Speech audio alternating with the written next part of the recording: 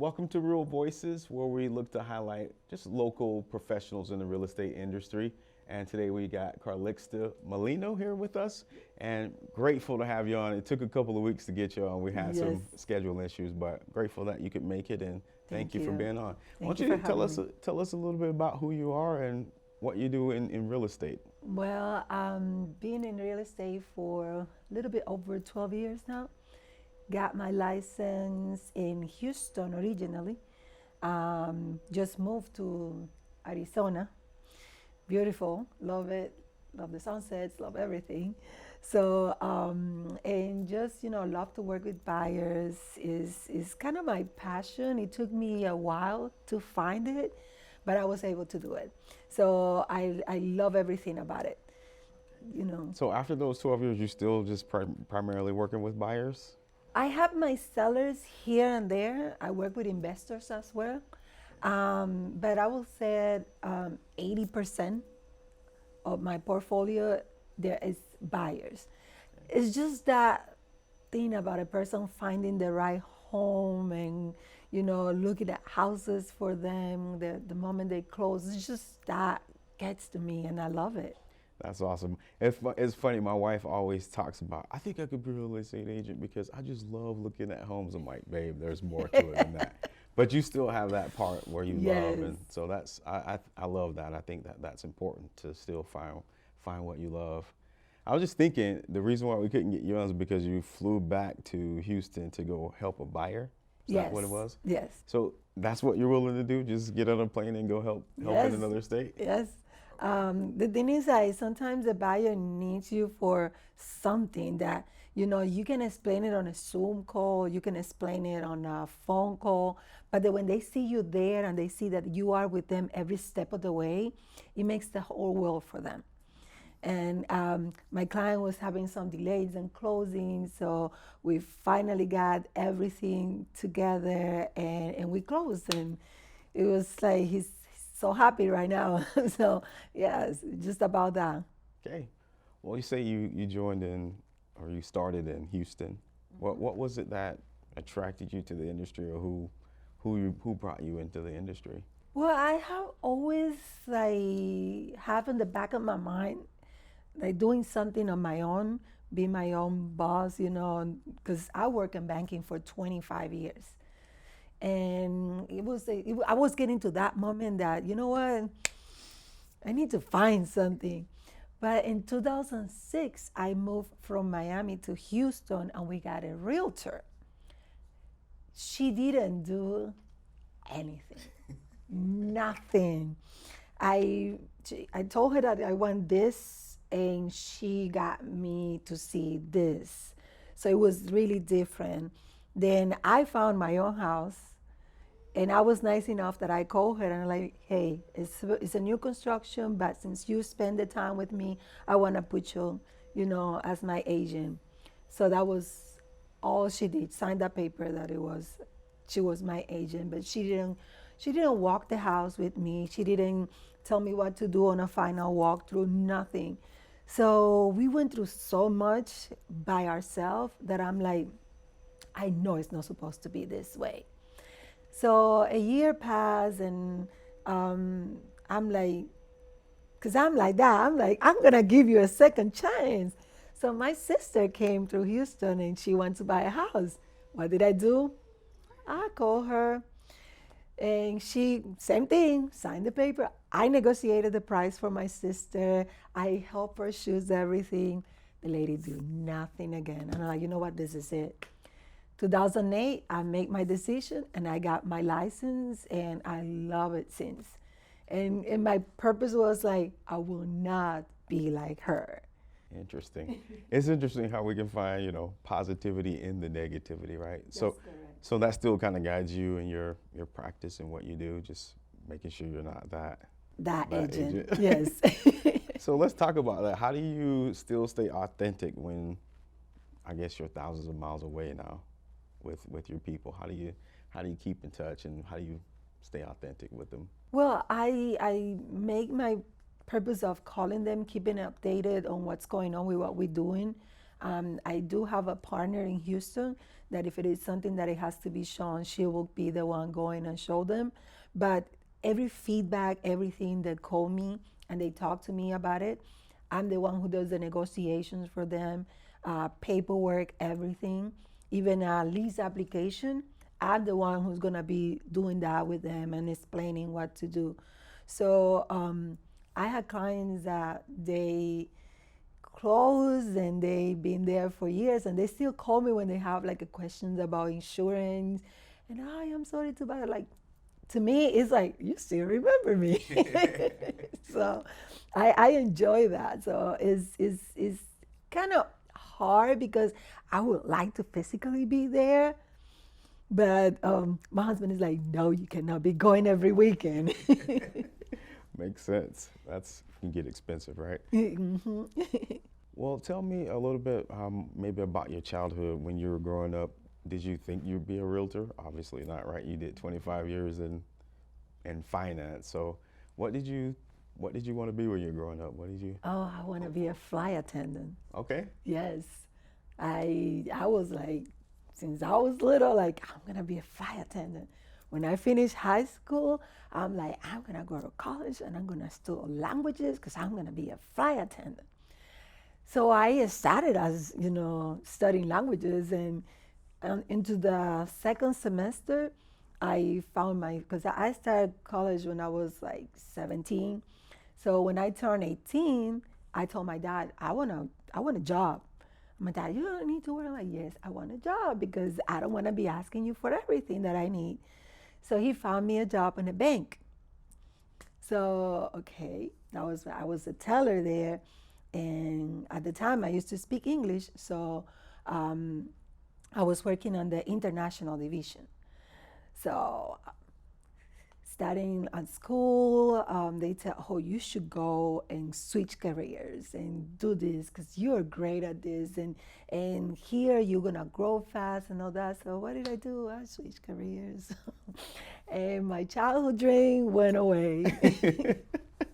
So where was this at? Where were you? Where were you born? I was born in Dominican Republic. Okay. I'm Dominican. We call it merenguera hasta la tambora. It's like Dominican to the drum. So merengue is our, music, and it's just my Quisqueya is like my love, is my heart. I used to dance folklore. Okay. Professionally, so over there for oh my God, like maybe 10 years, 8 years. Okay. I danced folklore, and it was a good experience. Met people. You Yeah. still like to dance then? Oh yes. How do you guys go out? You find that here locally that you're able to still keep that?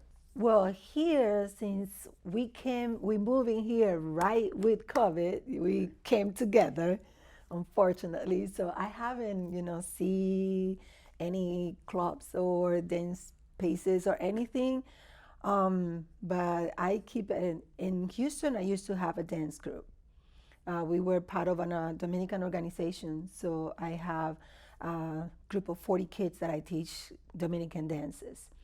And I had that like maybe for 2 or 3 years. Then I was invited to college over there to teach one of our classes on dancing. So I was invited in there, and I tried just to dance through Zumba. Okay. That's it. So we talked about when we met before. You talked about starting kind of a class, Zumba class. We talked a little bit. How's that going for you? How's that working out? Well, I'm registering on the classes to get the certification. And then I'm gonna be the dancing realtor. I like it. I'm always telling people you should be who you are. Just be different, right? And Yes. So that's who you are. Exactly, yeah. And then there's nothing wrong with being different. I know a lot of kids have like some pressure because they're different, but they have to embrace themselves and be yourself, be who you wanna be, and enjoy life. Right. because there's so much going on. For sure. I loved it when I found, this is in California, there are some realtors out there that they run around town like superheroes. They dress like superheroes, and that's what they are. That's the name of their company. So just embrace who you are. And Exactly. people will like you and people won't. So what? Whatever. That's how it works. So Exactly. awesome. Well, tell me, what is a unique way or the most unique way you've ever earned money? When I was a teenager, I learned how to, I don't know how to say this way in English, cover the shoes with fabric. Okay. So, and I'll do it just to, pass time because my mom didn't like us to be in the house just doing nothing. So I took that class. But one day I have a call from a lady that she was getting married and she couldn't find the shoes. So she heard through a friend that I was doing that. And she's like, oh, I'll pay you whatever you want. I just need these shoes by tomorrow. And I'm like, oh, by tomorrow. So I spent the whole night doing the shoes with satin and like pearl white and putting pearls on top. And I did it. And that was the first time I made money. So how old were you? I was like 15. And I was like, yes, thank you, mommy. Did it turn into a career for you at all for a little bit? No, after not sleeping the whole night doing it, I'm like, Not worth it, huh? not worth it. It was exciting. It was my first check, but I hear you. no. I hear you. So as a kid, I loved just kind of digging into that. What was it like for you, and who inspired you? Like, what was a light for you in your life? Well, I wasn't in the how did I say it? We were like really on the poor side. My dad used to be a truck driver. My mom homemaker. She will not work. Growing up, we live on times that to go to bed there was no food. So my mom would get bread and a lemonade. And then we would eat bread and lemonade and go to bed. And it was hard sometimes, but the inspiration comes from the love that we always have in the house together. My mom will do like create stuff to make money and help out my dad. So she will say like, okay, I'm gonna put people together to create, they call it SAN. It means that you will put people to give money every week, and then the person that hold the money at the end of the week will collect all the money and then give it to one, and then everybody will have a number. And it was kind of a way to save. The way my mom benefited from that was that she will get a number for her just because she will hold in everybody's money. So that was one way. We used to do,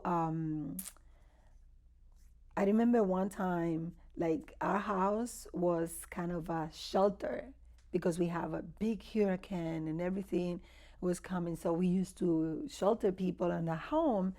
And my dad, in the middle of the storm, will go outside and pick up like the sink, the covers of the houses to save it for the neighbors. And my mom will be screaming at him, and he said, but they're gonna need it. And he said, but we need you. So those are like things that I remember from my childhood, that it was hard, but my mom inspired me because she never gave up. She never gave up, and she always wanted us to be better by showing us how to be better. You can do this, you can do this, and never in the wrong side of the business, of the life, or. So yeah, my dad I was his baby. I was his girl, I was his boy sometimes, and but it was like the family, the way we all are. That's the good thing I have about my childhood. Thank you. Appreciate for sharing that. Just kind of, going through that. If you could speak to maybe your 16-year-old you, the 17-year-old you, or whatever, what would you say? What would you say to that 17-year-old or 16-year-old? I would say just follow your dreams.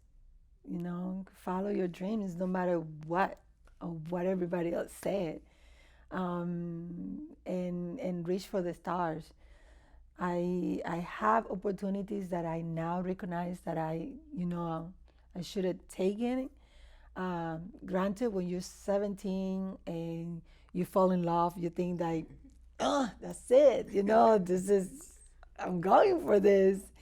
But there is time, and there is time with whatever you do.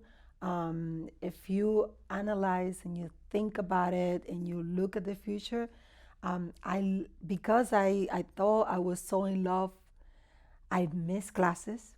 I skipped, and I should have finished college earlier, but I didn't because I wasted all that time. And just, time will come, the right person will come. I'm grateful that you came on today and, sat down and chatted with us. Is there any last words you'd like to say or anything you'd like to leave with us? Just to everybody that stay safe. There's so much going on out there. Be patient, be kind, and love somebody because, love will take you places. That's it. Thank you. Appreciate it. Thank you.